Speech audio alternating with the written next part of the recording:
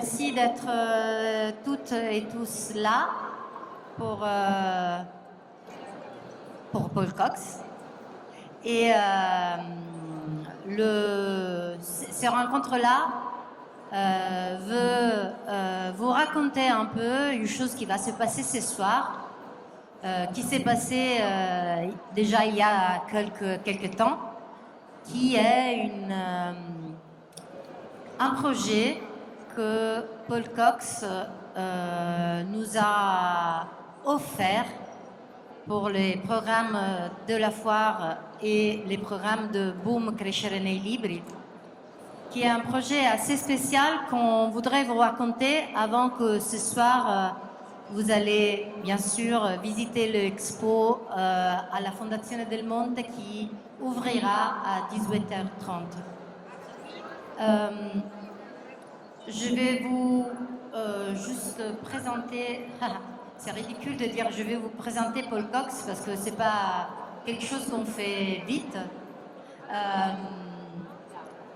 Paul Cox est un artiste assez exceptionnel. Je l'ai dit avant tout, dans ces cas-là, du point de vue humain, avant que du point de vue artistique, parce qu'on a eu la chance de travailler avec lui pour les projets longtemps, et ça a été un vrai plaisir, une vraie découverte et une expérience très forte de rencontre avec l'art par une personne qui touche l'art de façon très différente, avec des techniques, des styles, des moyens d'expression, des formes, des tailles très très différentes, et qui en fait a travaillé sur l'espace de la Fondazione del Monte, qui vous verrez, que quelqu'un de vous connaît peut-être déjà, et qui l'a complètement transformé dans quelque chose d'autre. Là, vous voyez déjà quelques aperçus, mais on en parlera plus. Donc, cet artiste qui a été inspirant pour beaucoup d'autres artistes, beaucoup de générations d'artistes, nous a proposé un projet un peu fou, c'est-à-dire de recouvrir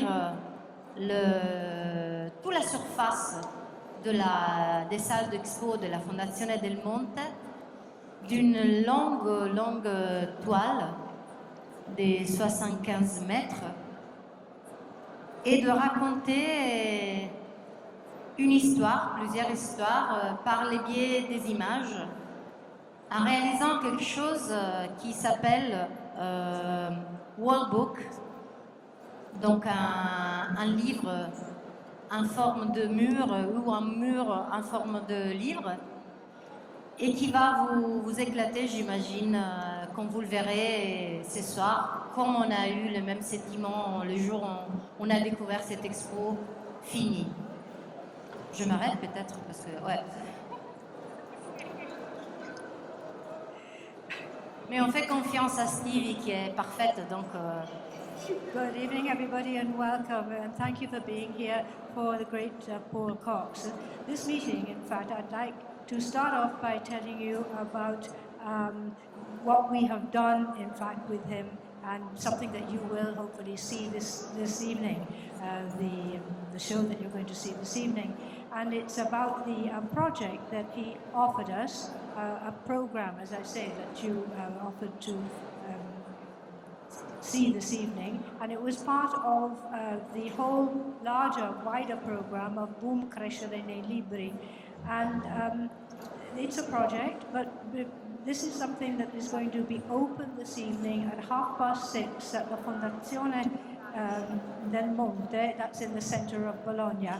And obviously I have to present Paul Cox, but presenting Paul Cox in a very short time is absolutely ridiculous, because he's such a wide-ranging artist. He's an exceptional artist, but especially from the humane point of view, that's what struck us, as well as his artistic skill, because in fact the project, Longtemps, which was allowed us to discover him, during that period, we had a marvelous experience with him as a person. Of course, he has many different techniques, styles, expression, forms, and so on.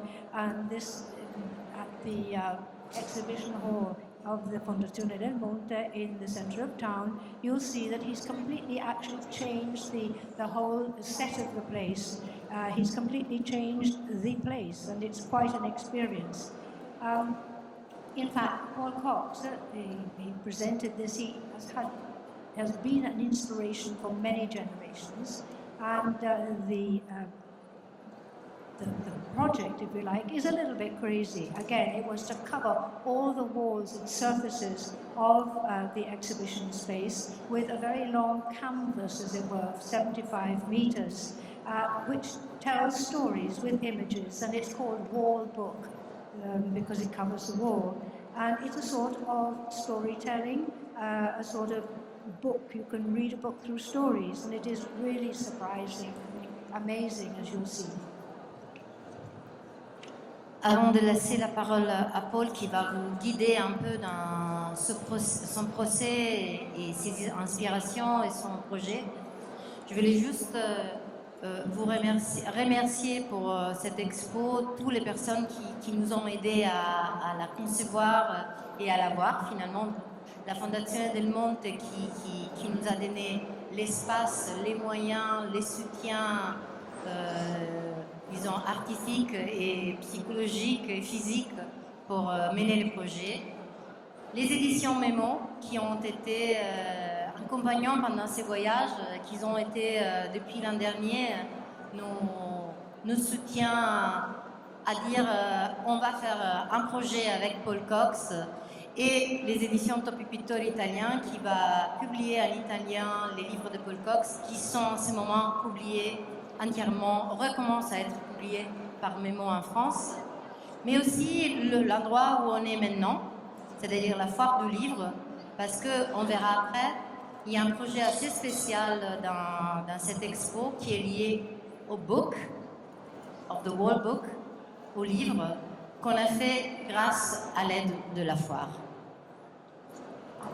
So before I give the floor to Paul Cox for him to explain this project and also talk about his own inspiration, I'd like to thank all the people and the institutions who allowed us to bring about this exhibition and this project. The Fondazione del Monte for the resources they made available to us and their support, both physical and psychological, and the publisher Memo for accompanying us all the time and giving us support. Topi Pittori, the Italian publisher of Paul Cox's work, and in fact they're going to publish all the books that are going to be republished in France by Memo, and then also I'd like to thank and including the Wallbook, I'd like to thank the Bologna Fiere for what they have done. Et le Gruppo ERA qui a un partenariat sur ce projet. Et je laisse la parole à Paul qui va nous guider dans l'idée de l'expo. So give you the floor for tell us about the idea of the exhibition.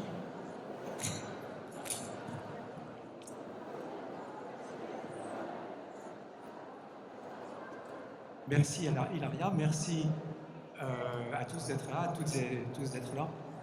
Donc Hilaria, tu l'as dit, je le répète brièvement, l'exposition présente donc une grande peinture, ou plus précisément 17 grands panneaux, parce que ce n'était pas possible, vu la configuration des lieux, de faire un panneau complet, donc ce sont 17 grands panneaux qui couvrent la totalité des murs. Et d'autre part, donc il y a un livre qui accompagne l'exposition et qui reproduit des détails de cette peinture. Donc il ne s'agit pas d'une exposition d'originaux, comme on dit, de mes livres, mais d'une peinture faite sur mesure pour l'occasion et à partir de laquelle j'ai créé un livre. I'd like to thank you very much and all the people who were thanked. Now, with regard to the exhibition, it's a big painting. In fact, it's not one long painting because the actual configuration of the place didn't allow it. There are 17 panels which make up this exhibition, covering the walls. And there's a book also that comes with it, which goes into the various details of what you'll see on the wall. It is, in fact, an original thing, which comes from, however, my work, and is done especially for the particular exhibition in this place. Alors l'ensemble en fait forme une sorte de grand imagier pour lequel mes inspirations ont été multiples et au premier rang desquelles ceci, qui est la fameuse tapisserie ou plutôt broderie de Bayeux, qui est une très très très grande pièce, très ancienne parce qu'elle a presque 1000 ans, elle date du milieu du XIe siècle et qui retrace la conquête du sud de l'Angleterre par Guillaume le Conquérant. Donc j'avais envie, en fait, ça me trottait dans la tête, non pas de me mesurer à cet illustre précédent, mais en tout cas de m'inspirer de son ampleur. Et l'autre influence, c'est une chose que je suis allé visiter pour la première fois récemment et pour laquelle j'ai eu comme une sorte de révélation, c'est les tapisseries de l'Apocalypse d'Angers, qui était un gigantesque ensemble, je crois, qui forme environ 200 mètres de long, de toute beauté, et qui reprend donc le texte de l'Apocalypse de Saint Jean de Patmos.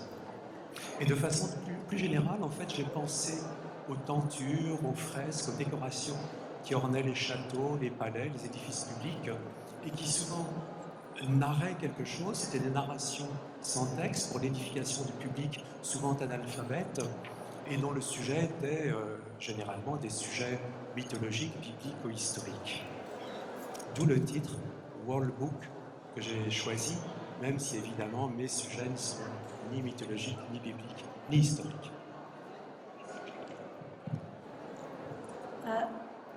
This whole exhibition, in fact, is made up of very many things that have come as part of my collective imagination, as it were, and there are many suggestions and many cues that I have taken. The first one, of course, is the Bayeux tapestry, a very ancient tapestry, more than 1,000 years old. It was done halfway through the 11th century, and of course it's a tapestry that describes the invasion of southern England by William the Conqueror. So that was one source of inspiration, and I didn't, of course, attempt to copy the grandeur of that, but it was the enormous breadth of it which took my imagination.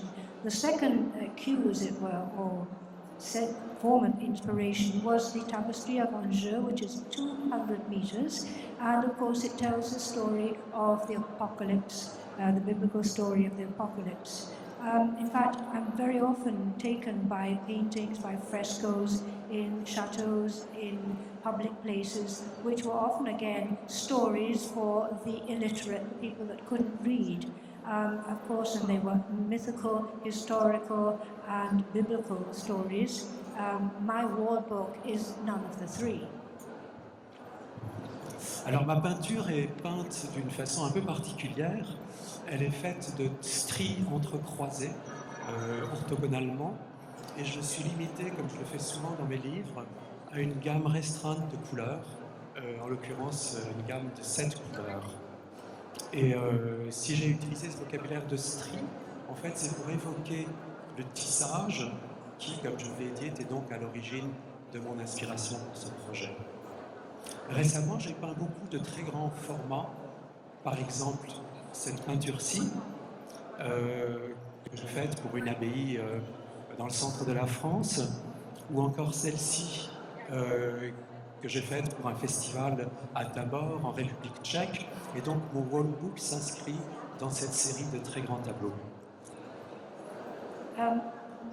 My painting, in fact, is very particular, and again going back to the weaving of a tapestry, it's done with a series of strips which are crossed horizontally and down, again to recall the type of work that you see in the weave of a tapestry.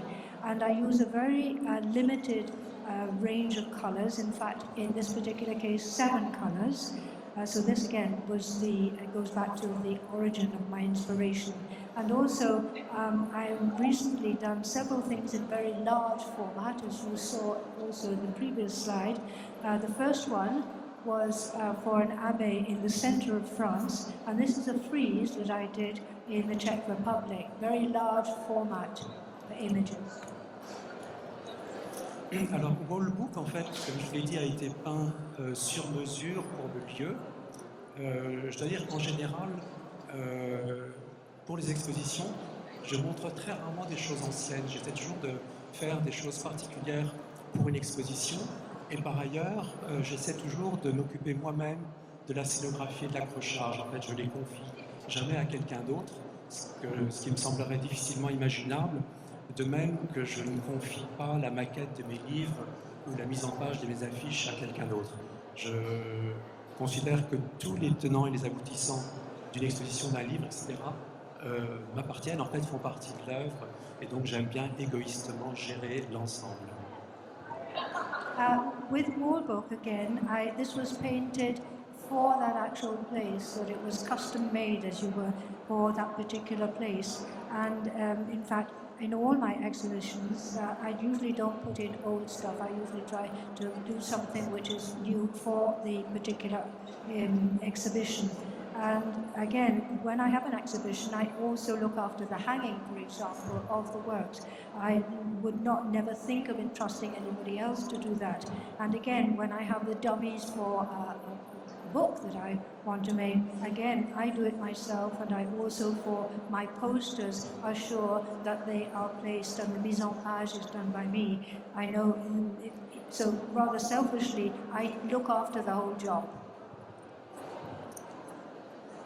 En fait, avec ce projet, j'ai souhaité prendre le contre-pied, en quelque sorte, de ce qui se fait parfois, ou même le plus souvent, dans les expositions d'illustration, les expositions liées aux livres pour enfants. C'est-à-dire que, loin d'être une rétrospective, et loin, encore une fois, d'être une exposition d'originaux, c'est un projet site-spécifique où la peinture a été créée en premier lieu et le livre, lui, vient en second. En réalité, je dois avouer que j'ai toujours, très personnellement, c'est mon point de vue, été un peu mal à l'aise avec les expositions d'originaux, et je vais vous dire dans un instant pourquoi. In fact, I rather wanted to go against the stream, as it were, and not do what usually is done for an exhibition of illustrations or also for children's books, which is usually always a retrospective, looking back at what is done. But so I, especially in this case and the other cases, have made something site-specific, something which is made and lives for that place. And then I'm going to go into another idea that I'm going to more. Quand j'étais adolescent, j'ai vu un jour une exposition des originaux de Jean de Brunoff pour les albums de Babar, et quelle ne fut pas ma déception, très honnêtement, de voir ces aquarelles un peu palottes et un peu maladroites, qui n'avaient absolument pas la beauté des œuvres imprimées qui étaient passées entre les mains des lithographes et des chromistes. Même chose dans une moindre mesure pour les images de Saint-Exupéry pour Le Petit Prince. Alors cette déception presque traumatisante m'a rendu jusqu'à ce jour très circonspect à l'adresse des expositions d'originaux. Je me suis promis de ne jamais en faire et je ne suis pas non plus très attiré par elle. Again, why I'm not that interested in having these original works shown. When I was an adolescent, in fact, I went to an exhibition that showed the original watercolors of Barbara, and they were rather pale, rather clumsy watercolors, and they had nothing of the beauty of the actual printed book, which of course had gone through the hands of graphic designers and been beautified, as it were. And the same thing happened with regard to the pictures in Le Petit Prince of Saint-Exupéry. So it was really a traumatic experience for me to see, if you like, the shabbiness of the watercolors or the original works. And I said to myself that I'd never, ever have an exhibition of any original work in that way. D'ailleurs, mes propres originaux sont moins beaux à mes yeux que mes livres, soit que j'ai amélioré les images à l'ordinateur, ou bien que j'ai intensifié et embelli les couleurs chez l'imprimeur. In fact, our original works, if you like, are always less beautiful than the actual book that comes out. Either that I've done it through the computer, enhanced it through the computer, or at the printing press that it has been improved. Et puis enfin, pour beaucoup de mes livres, en fait, je n'ai pas d'originaux, soit qu'il s'agisse de livres réalisés entièrement à l'ordinateur, soit qu'il s'agisse de livres faits à l'ancienne, calque par calque, donc calque noir, etc., mis en couleur au moment de l'impression, lesquels calques n'auraient aucun intérêt à être exposés. And in fact, I probably have none of my original works on whatever book, be they a book done entirely on the computer or done in the old-fashioned, layer after layer, the black and the color and so on. I just don't have any of these originals. Et pour finir, je me dis que, au fond, si l'original est plus beau que le livre, c'est un peu insultant pour ce dernier, et donc c'est délicat de le présenter. Et à l'inverse, s'il est moins beau, pourquoi le présenter? Un peu comme s'il s'agissait de voir des originaux dont le livre ne serait que la reproduction, ce n'est évidemment pas le cas. In fact, if the original is more beautiful than the actual work, well, that is rather delicate for the actual book. It becomes an issue for the book. And if they're not as good, well, why on earth show them?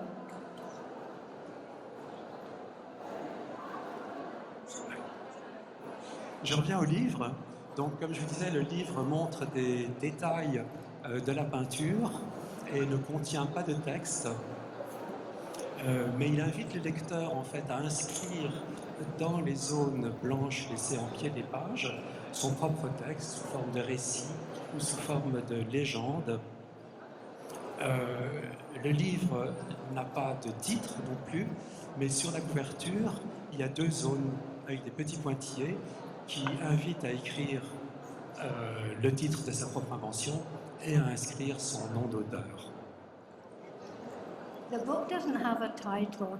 In fact, in the details of the book, you will have there's no text either, but there are points and areas in white where the reader is invited to put his or her own text or put a legend in.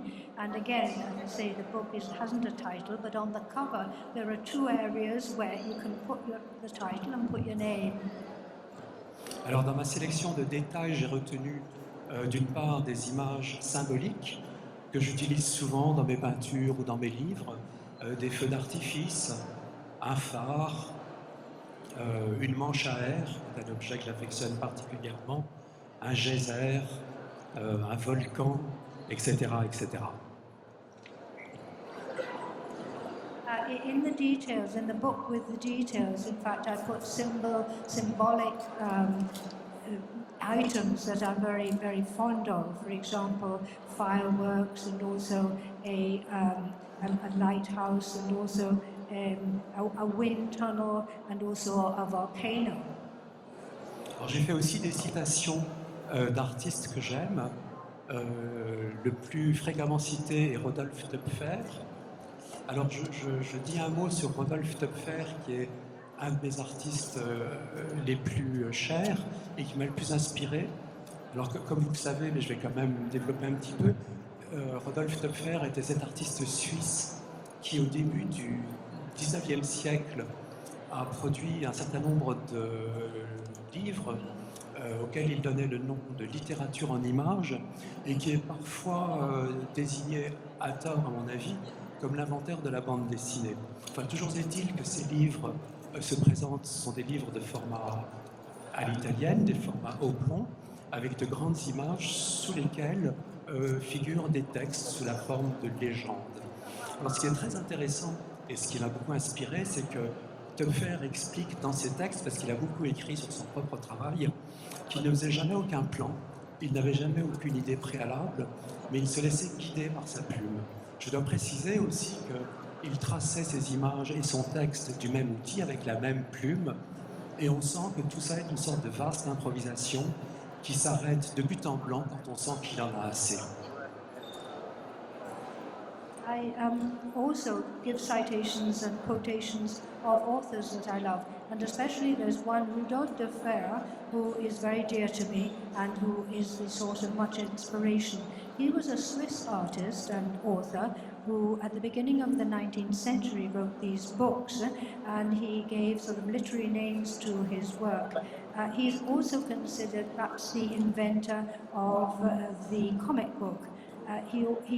His books were also in the Italian format, and he also made large images, pictures in the book, and his only text was done in the form of a legend or a didascally at the end. And he was very apt to explain everything that he did and how he did it. But he never had any plan before he started writing, and he never had any preconceived idea. He just let himself go with it. And he used always the same instrument, which was the pen, and he improvised. And he finished when he thought that he'd done enough. Et parmi les autres artistes que je cite, et que j'aime beaucoup, il y a Chardin, par exemple, dont ce petit singe semble nous rappeler des risques et des dangers de l'imitation. Il y a Hokusai, ce petit ninja intrépide. Pour revenir à la tapisserie, à ce détail de la dame à la licorne, il y a aussi des citations d'imagerie populaire, et en particulier de l'imagerie russe, qui s'appelle les Wallbook, l'imagerie populaire française ou hollandaise, voilà. Mais je cite aussi Bruegel, je cite Paslitz, je cite Nikos Pyrosmani, etc., etc.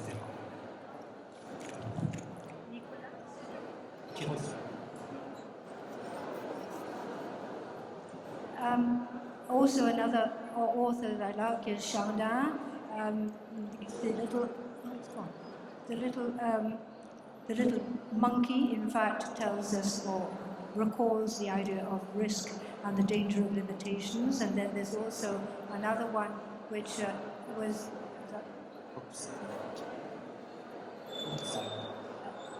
This one here, you can see, is a ninja. Yeah, a ninja. I thought I was supposed to do that.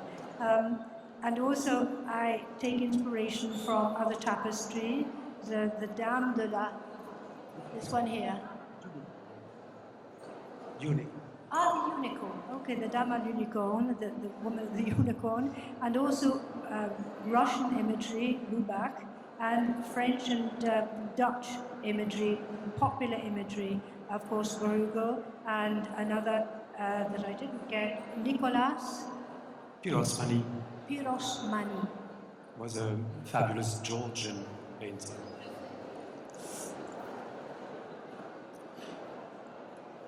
J'ouvre une parenthèse pour faire un hommage à ma grand-mère, si l'image veut bien apparaître. This is, by the way, a sort of an aside, and I pay a tribute to my grandmother. Voilà, nous y sommes. Ma grand-mère, que j'aimais beaucoup, était néanmoins quelqu'un d'assez ennuyeux. C'était une dame hollandaise, extrêmement austère, qui était peintre, et peintre sans grand intérêt.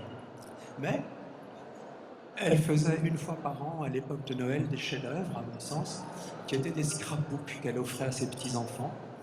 Et donc c'était des cahiers dans lesquels elle collait n'importe quoi, qu'elle découpait dans des magazines. Et c'était des pages sans queue ni tête, mais composées avec un admirable sens de l'équilibre et de la mise en page, et avec des collisions d'objets dont la logique m'échappait, mais que je trouvais infiniment poétiques. Et en fait, ces livres-là, je les regardais avec beaucoup plus de plaisir, et j'essayais de trouver des liens entre les images, et je me racontais tout simplement des histoires, et ceci me réjouissait beaucoup plus que les livres d'images, les rares livres d'images que nous avions à la maison. Parfois, elle avait des fulgurances dans ces rapprochements incongrus. Par exemple, cette image, qui bien plus tard m'est revenue à l'esprit quand j'ai lu chez L'Autre et Hamon cette fameuse description de la beauté qu'adoraient les surréalistes. Lautréamont disait « beau comme la rencontre fortuite d'un parapluie et d'une machine à coudre sur une table des dissections ». Donc je ne sais pas si ma grand-mère avait lu Lautréamont, je ne le crois pas, mais il y a là une sorte de rencontre de grands esprits qui me touche beaucoup. Again, this opening an aside on my grandmother. My grandmother, whom I loved a lot, she was Dutch. She was very austere as a person, and she was a painter that didn't really have that much success. But what she did for her children, or her grandchildren, was at Christmas she made scrapbooks that of cutouts that she'd taken from magazines and put them in the scrapbook in some sort of logic that escaped me, but with a great sense of balance and also mise en page. And she collected these, as I say.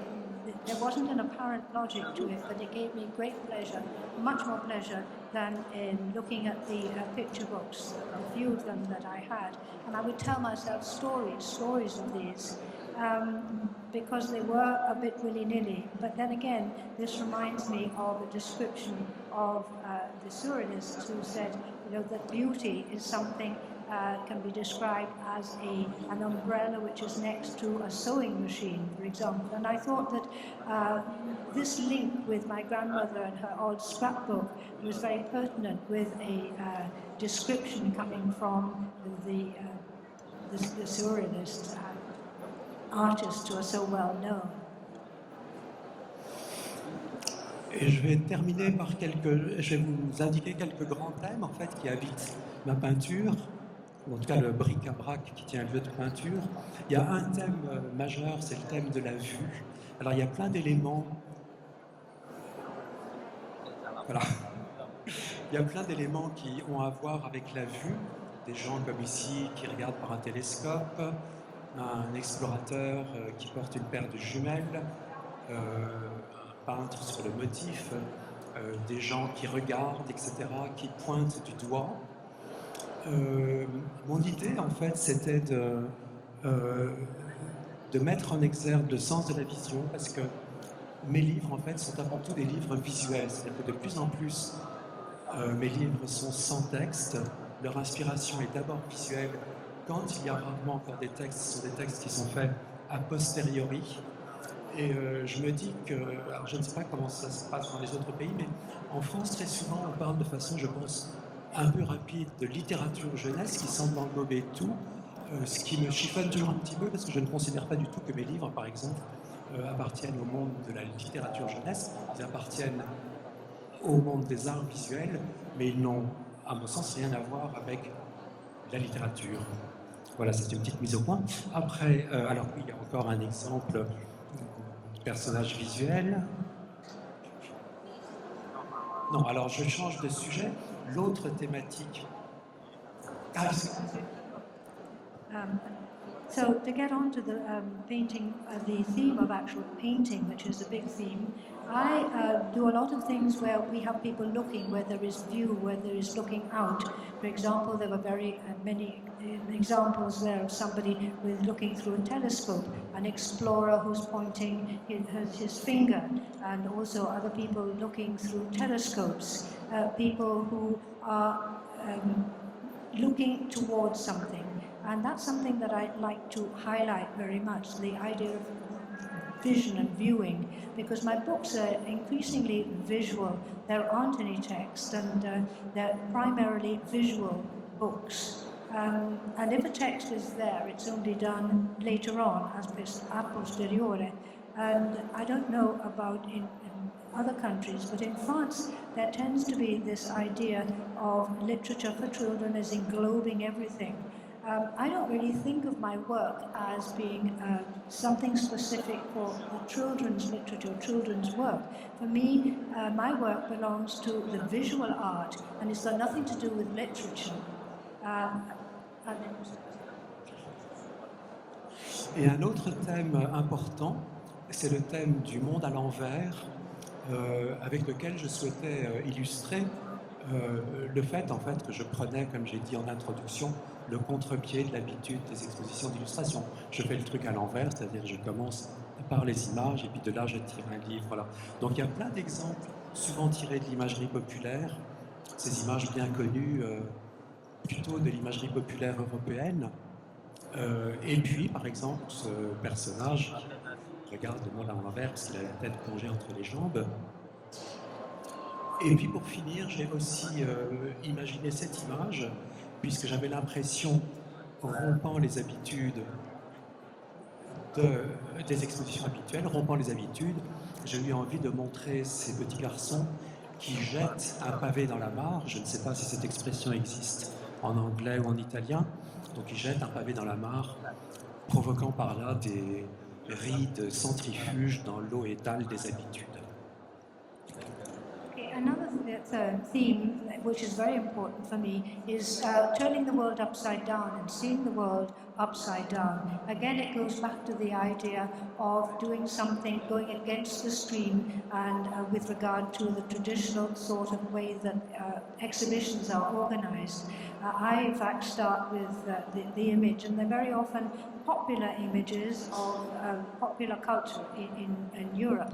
And before we had somebody, a boy, looking at the world, looking down through his legs.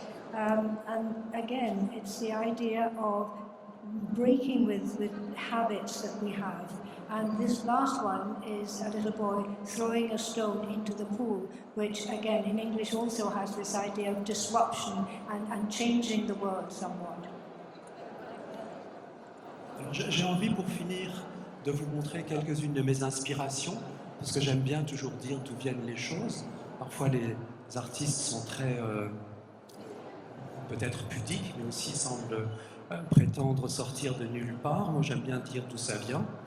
Donc un peu pêle-mêle, plusieurs choses qui m'ont accompagné pendant ce travail. C'était par exemple, alors ça je ne sais pas si vous savez ce que c'est, mais en fait c'est Magritte. C'était cette brève période qui s'appelait la période vache, où il avait cette très belle utilisation de tartan, de quadrillage. Un autre peintre qui m'accompagne beaucoup, c'est ce peintre taïwanais qui est malheureusement décédé, qui s'appelait Wallace Sting, voilà, qui avait des compositions très touffues, qui me parlent beaucoup, très musicales.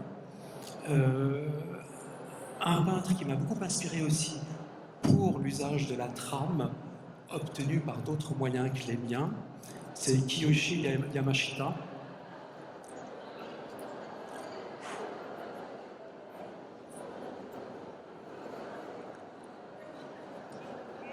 Voilà. Donc Kiyoshi Yamashita, qui pratiquait l'art appelé Shigiri-e. C'est cet art qui consiste à peindre avec des petits bouts de papier découpés et qui fonctionne un peu comme les touches de Van Gogh. Je crois d'ailleurs que Yamashita avait le fantasme d'être un genre de Van Gogh japonais. Voilà une autre de ses belles œuvres. Et puis, encore un, et d'ailleurs le dernier, c'est cette incroyable peinture peu connue.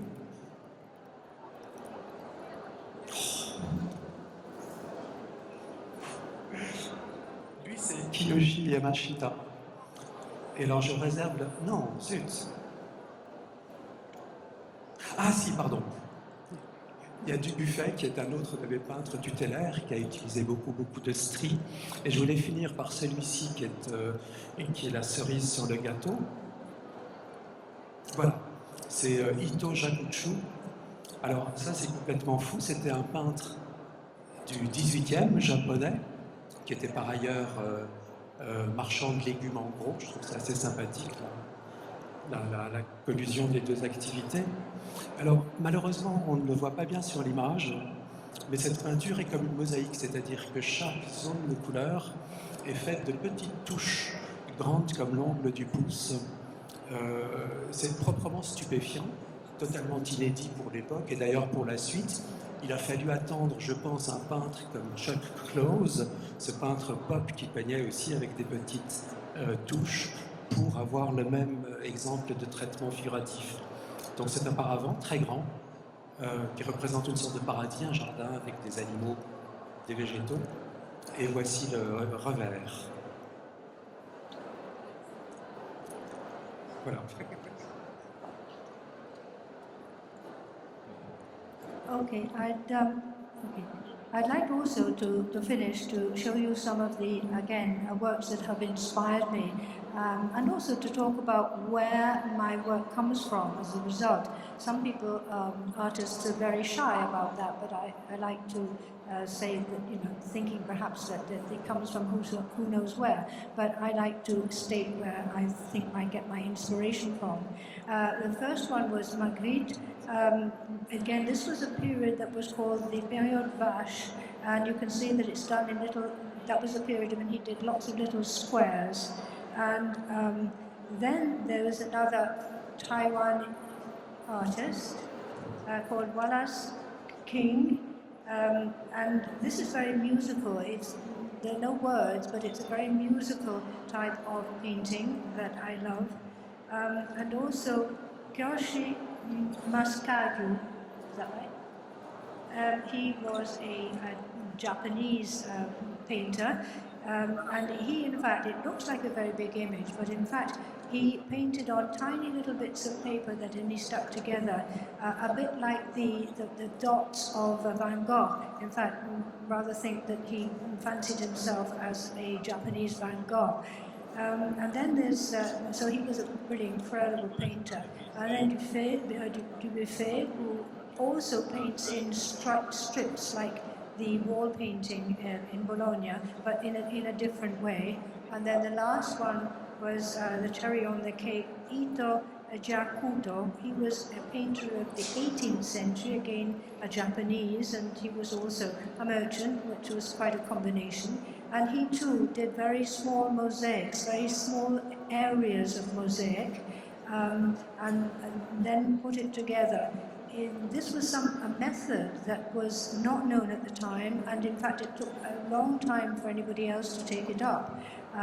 If you could perhaps say that Chuck Close was the person who took up that style of painting really well, and has the sort of same approach to it.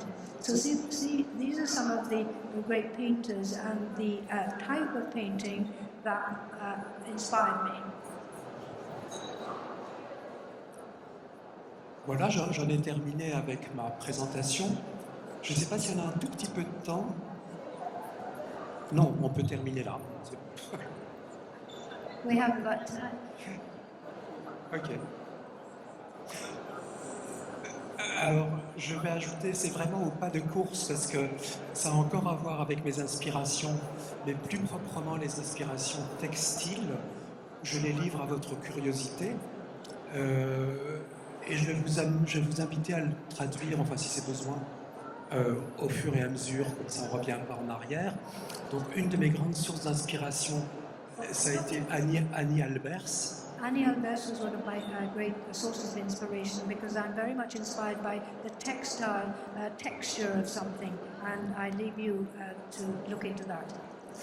Une autre artiste textile que j'ai découverte récemment dans une grande exposition à Paris, c'est l'artiste textile colombienne qui s'appelle Olga de Amaral. Je n'ai pas d'image malheureusement. Olga Animal, she's a Colombian artist who works again with tissue, with fabric, with tissue, with textiles. J'aime beaucoup aussi regarder le revers des broderies. I like looking at the other side, the back side of embroidery work.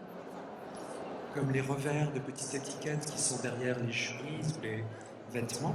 Like the behind of the embroidery that is put on shirts and other pieces of garments. J'aime beaucoup aussi l'effet très typique de certaines estampes d'ukiyo-e qui consiste à recouvrir une zone de l'image par des stores, des blinds. I also like the effect that is given by ukiyo-e, that in fact he has these prints where a lot of it is covered by blinds, by curtains or partitions. Je me suis replongé aussi dans des œuvres que j'ai faites il y a plus longtemps avec des stries, notamment des scénographies. Par exemple, ça c'est une scénographie que j'ai faite il y a une dizaine d'années, je crois, à l'Opéra Garnier à Paris. Okay, this is artist work for a theatre, the backdrop for a theatre. And again, I'd like to work with this idea of links and strips. And this was something I did in Paris for an opera house. Je vous en montre une autre où j'ai utilisé les stries. C'est un autre ballet que nous avions fait avec mon ami chorégraphe Benjamin Millepied. This was something I did for Benjamin Millepied, who is a choreographer. Again, a theatre backdrop. Et je termine sur un exemple merveilleux, si l'appareil veut bien nous obéir. I'm going to start with something if I can get this else. Voilà, ça c'est à mon sens le plus beau décor qui soit. C'est un décor de David Hockney pour un opéra de Stravinsky qui s'appelle The Rake's Progress. Et en fait, Hockney s'est inspiré des gravures de William Hogarth, lesquelles gravures étaient faites de stries, de quadrillages, etc. Et donc Hockney a reproduit ces quadrillages sur tous les éléments du décor, y compris les costumes et même les maquillages et les perruques. Okay, this is what I really love a great deal, is again a scenery made by Hockley for Stravinsky's work, the Rake's Progress. This goes back to Hogarth, of course, and again he did everything with these little sprites, with these little squares, and he did it throughout, not just with the scenery, but with the costumes and also with the makeup. Voilà, vous savez tout. So you know it all now.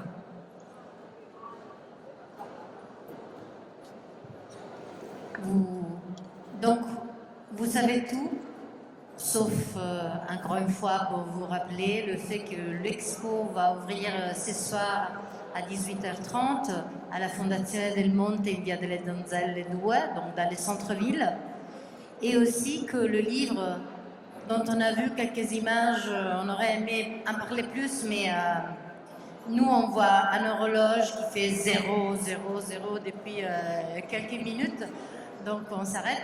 Vous pouvez trouver les livres ce soir à l'expo, mais aussi au stand de Hamelin, au pavillon 26 B30, donc comme ça vous pouvez le feuilleter, l'acheter si vous voulez. Et on vous attend tous et toutes ce soir pour fêter avec Paul son magnifique travail. Merci beaucoup, merci Paul et merci Stevie. So you know everything, and just let me say, I invite you again, 6:30 in the centre of the town, at the Fondazione del Monte, which is in Via delle Donzelle, number 2. There you can find the book, but you can also find the book in Hall 26B30, okay, to have a look at this wonderful work, and also to help celebrate, of course, with this wonderful artist.